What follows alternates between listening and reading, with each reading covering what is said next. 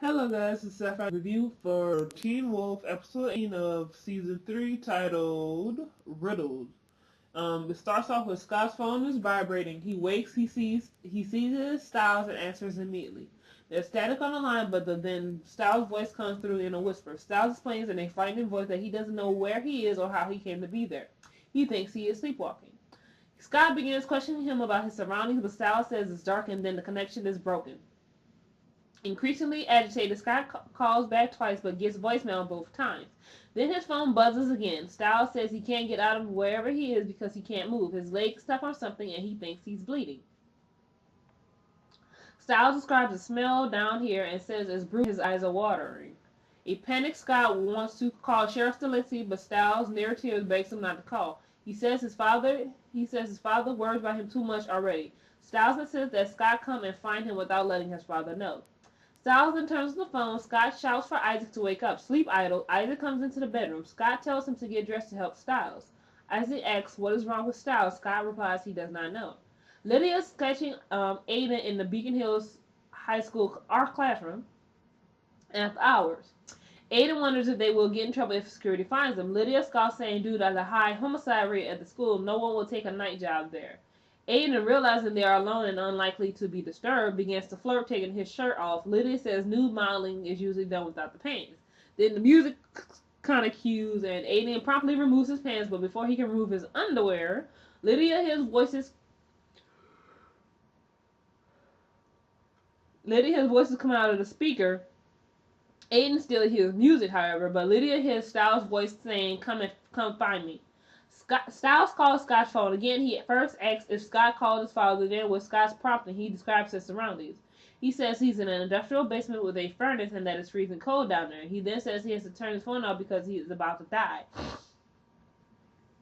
Scott asks him why he is whispering. He responds, because I think there's someone in here with me. Kara's home. She's on her bed studying. She reaches to turn her table lamp off, but the bulb is out. She calls to her mother that the lamp is dead. She then removes the shade and reaches to remove the burned out bulb, but as her fingers brush the glass of the bulb, she pretty much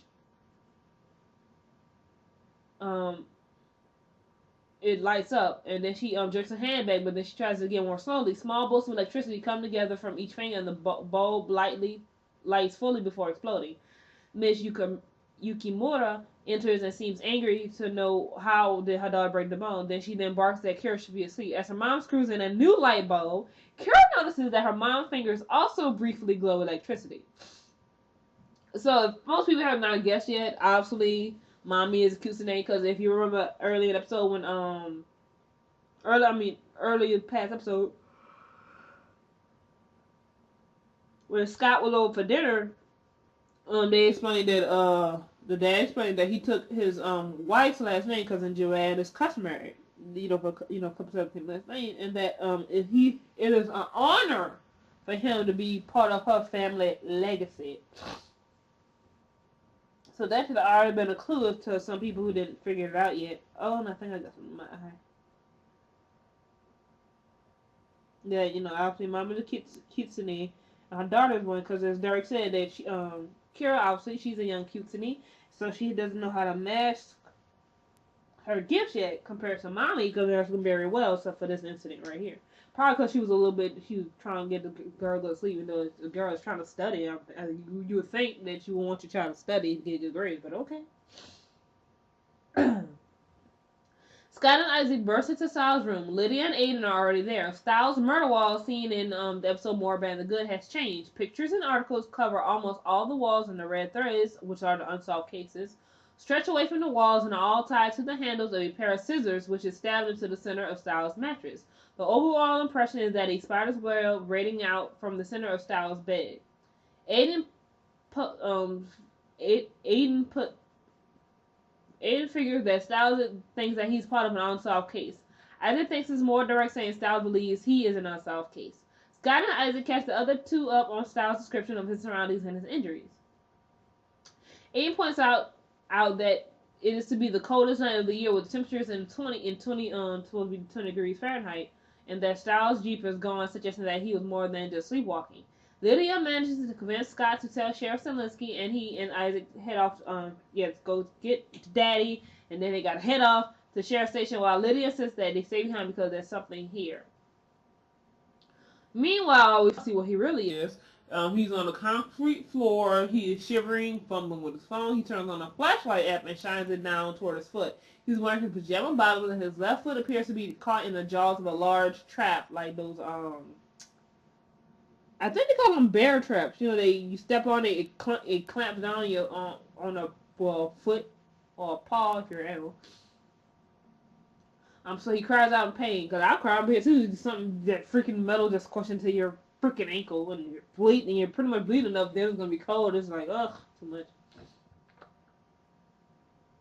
There's a scraping sound. The man with heavily bandaged fingers drops a piece of chalk which rolls along the concrete floor.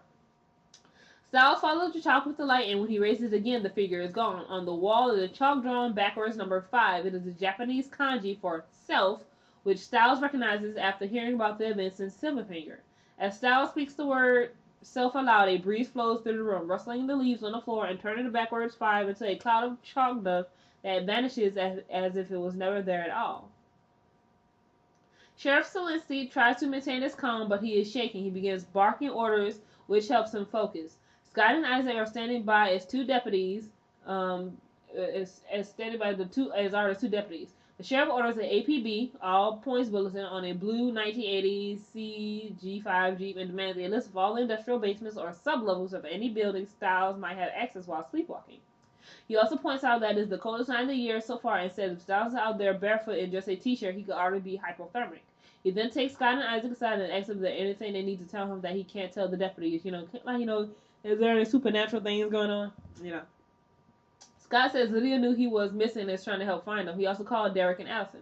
Parrish enters and said they found Styles' Jeep is at the hospital with a dead battery. They suppose Styles left the headlights on when he parked. Inside, Melissa McCall has security guards searching every floor. The sheriff and Melissa head for the basement. Scott and Isaac on the roof where they find Derek. Derek says Styles isn't anywhere in the hospital anymore. Isaac leaves to tell the sheriff and to find Allison, who is not answering her phone. Scott remains with Derek, who explains that scents can carry emotional messages, so-called chemical signals, and Scott can smell that Styles' scent is full of stress. Derek says he was struggling with himself on the roof. At the sheriff's station, Agent McCall is wondering where everyone went. He's like, what the heck is going on? So he asks Deputy Parrish if maybe there's been a break in the case of the sword-wielding maniac that stabbed him through the shoulder. Parrish indicates 2 warning posters, one depicting a cartoon samurai, and the other one showing a cartoon Zorro. Says we got posters up all over the town of your guy. Because I guess if you really want to describe it, it would sound cartoonish, not believable. So McCall doesn't take too kindly to the joke, saying the cartoons are not exactly how he described his assailant to the sketch artist. Pat retorts that McCall isn't the highest priority of the night, so obviously Agent McCall, not everybody likes him, especially at the station. Generally curious, McCall wants to know what the high priority might be. At Styles' house, Aiden is snooping among the items on Styles' desk. He finds a photo of Styles and Scott from lacrosse season, and then one of the Nemeton drawings that Lydia was doing during the Dark Rock killings. He says the fact that Styles framed the image suggests that he really likes Lydia, which we all know he likes Lydia. But personally, I kind of wish Styles would come up with a new character for Styles on his own. Because Lydia is technically with Aiden right now, with a wolf, So I think they should bring in a new female character just for Styles, so he could have a girlfriend, just saying. Scott done had 2 already, shoot. He had Allison, now he got Kira, it's kind of unfair, jeez. So, Aiden idly plucks at one of the red strings connecting to Styles' silver staff bed. As the string twangs with tension, Lydia hears whispering voices. She repeats the process, says the voices are saying something about a house.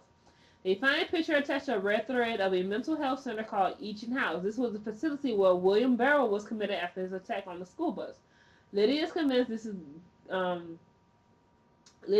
that they will find Styles there. Styles struggles with the mental trap that pins his left leg. He sees a shadow move across his field of vision and screams, "Who are you?" A raspy male voice begins speaking in Japanese. Obviously, Styles says he does. He's in America. He obviously does not speak Japanese, so he has no idea what this person is saying. Even I ain't know what this person's saying. That's just because I'm a novice in my Japanese thing. I'm still getting my kanji. So, the figure is wearing a brown bomber jacket with what appears to be a military patches on the sleeve. His head is fully covered in bandages, or as his hands. The voice then switches to a slightly accented English and says, "Not who are you, Styles? Who are we?" I'm like, dude, don't be speaking French up in here. We. What's with all this we? The bandaged man then begins talking about how cold it has become and the fact that Styles has stopped shivering. Styles recognizes this as the body shutting down to conserve energy as it falls into hypothermia. He knows this because he did his 5th grade science report on the topic. The bandaged man continues to use the we pronoun. Styles tells him to stop, but the man responds that we are trying to keep you from freezing to death. You better get out, Styles. You can now see that the bandaged man has the same sharp metallic teeth seen on a Noosagay in Silverfinger. Styles, I think I pronounced that right. Crap. I think I pronounced it right. Now I don't even know. Styles points out that his leg is trapped, but the Noosagay rejects this. He claims that there is no trap and says the trap was on Styles' right leg before. The trap switches to Styles' right leg, and the Noosagay says again, and the Noosagay again says, "We're trying to save your life."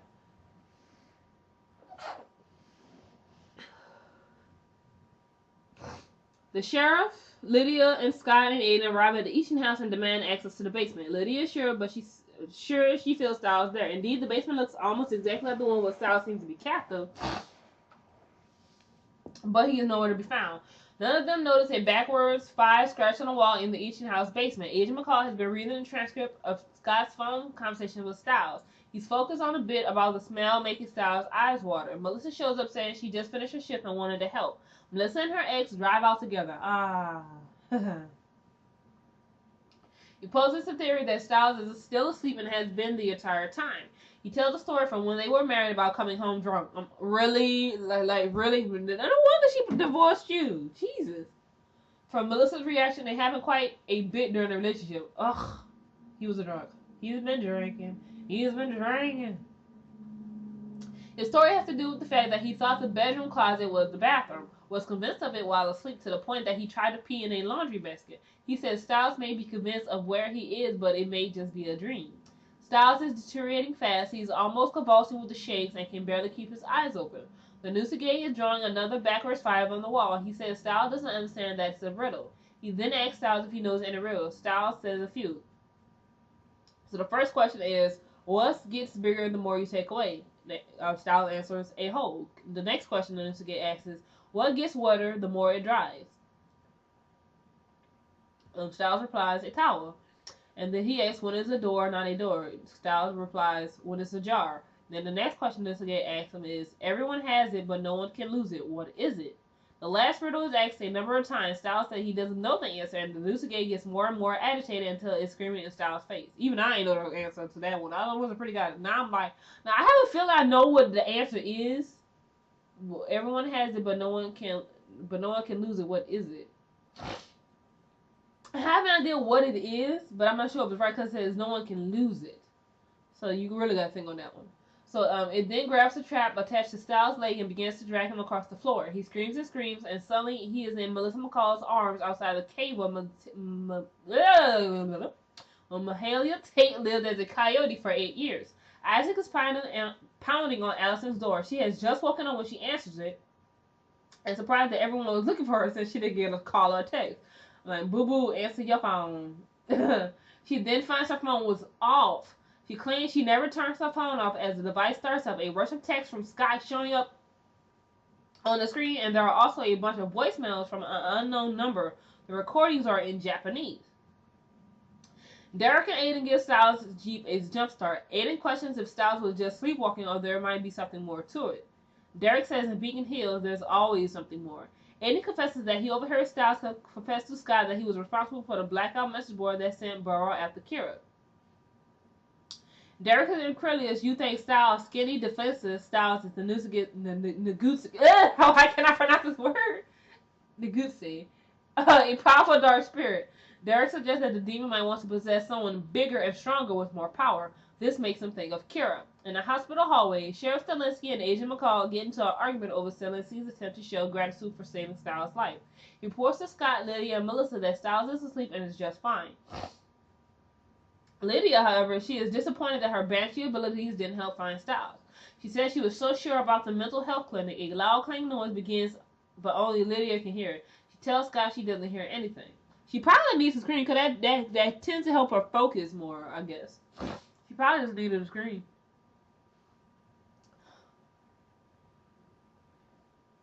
Scott is in his locker room texting Deaton. He messages anything yet. Deaton replies, still working on it.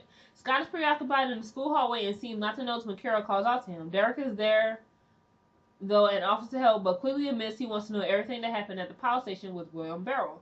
The sheriff and Melissa are discussing Styles' symptoms. They both come to the same conclusion. Styles may be suffering from the same disease that killed his mother. The list of symptoms show impulsiveness, hallucinations, insomnia, night terrors, dissociative, and confusion. The sheriff concludes that they need to do some tests.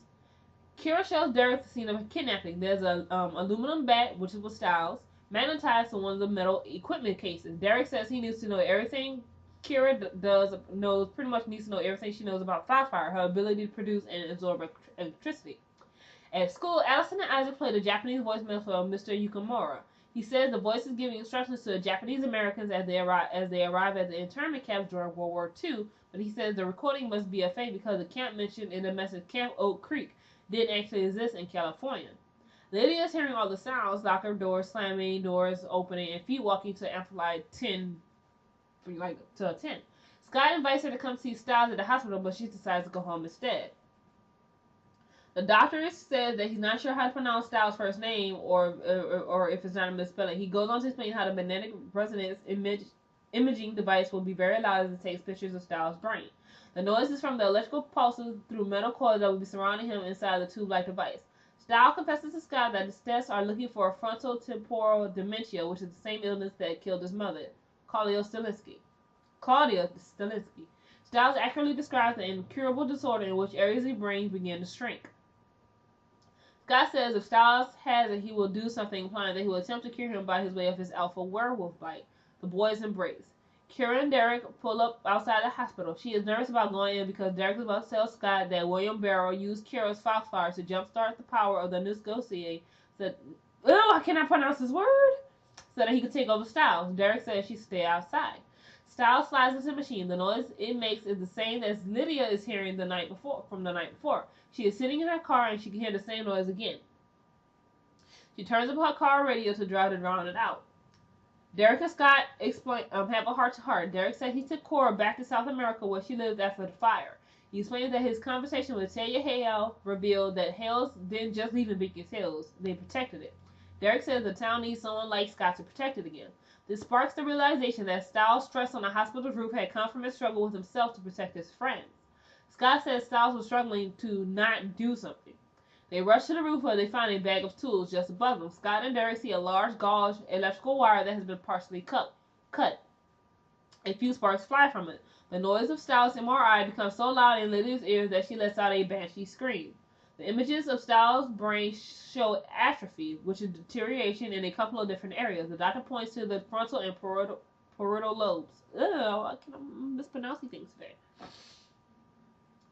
Inside the machine, the noise continues as Styles looks near panic.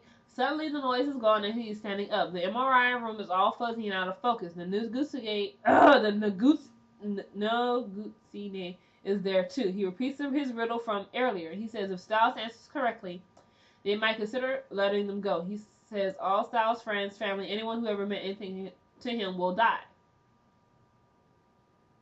He repeats the riddle again and again until he's screaming, everyone has it but no one can lose it. What is it? Styles finally answers, a shadow, just as the negotiator removes the last of his bandages, revealing that he now has Styles' face. So my first answer I thought was like your mind, but I'm like you can kind of lose your mind. I mean, not literally like fall in the brain, but you can your mind can deteriorate, with like dementia and Alzheimer's stuff. So that's my first guess, but I didn't think of shadow. I should have thought of that up.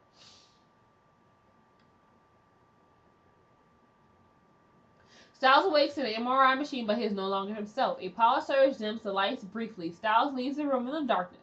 The cut power cable on the roof explodes, knocking out the power to the hospital. Styles calmly ties his shoes and makes his way down the hall to where Mrs. Yukamura is waiting in the elevator. She says, "You know me." Styles nods and she explains that he knows she won't be deterred by his choice of host, even if it's an innocent boy. Styles responds very calmly. You threatening us? I'm like, well, this thing likes to use very plural words, doesn't he? Two Oni appear flanking Miss Yukimura. Styles says he's not afraid of her fireflies. She says that if the Oni can't defeat him, she knows someone who will. Styles smiles at this. Outside, Kira watches as the severe power line whips around and off the roof, flying straight at her face. Now, this episode is kind of interesting because now we finally see the Legacy literally take over Styles, and not only that, Derek was like, why would a new Legacy take over Styles? He's kind of skinny. I'm like, my thought was like, well, any evil really doesn't necessarily need to take over somebody big and bad, you know. Styles, he may be skinny, you know, may not be the strongest in terms of brawn and stuff, but he has brains. I mean, he is pretty much the brain of the operation. I mean, I'm not saying like, you know, Scott and them are stupid or anything, but Scott is pretty much, you know, when it's a situation, they kind of go to Scott is pretty much the power force. Styles is the brain, and Allison, I guess she'll also be the power force too, you know, strength and stuff, you know, because she's a hunter, so thing. So for evil doesn't necessarily always have to take over somebody who's big and strong. Brains is very useful. And then the scene with Kira at the end is watching the power line come toward her. That felt to me like a scene from the movie. If you ever seen like Final Destination, I think it was the first one. And at the end, he's like, and it's like this billboard's coming down, and the kind of movie just kind of goes off. That's how that scene reminded. That's what that last scene reminded me of the Final Destination movie. Like the screen goes off. Obviously, you know he's gonna die, because that's how the Final Destination works. You can't escape death. You try, but you end up dying anyway. In this situation, obviously, we know that she's a fox demon. So obviously, she's not gonna die from a little bit of electricity, because we saw what happened last time. So that's episode Riddled. We finally see the evil take over Styles, and so obviously the show is gonna get more and more interesting. We have a few more episodes to go for this season. Season 3 of Season 3 of Teen Wolf. Teen Wolf has been renewed for a fourth season, which will consist of 12 episodes, which is kind of sad. I mean, it was doing good with this 24 episode thing, so I guess they decided to go back to doing 12 episodes, I guess. But I'm curious to see what's going to happen in season 4. So we got to watch the rest of season 3 to figure out, what's coming up in the season 4. So comment, rate, subscribe, and I'll see you guys next time.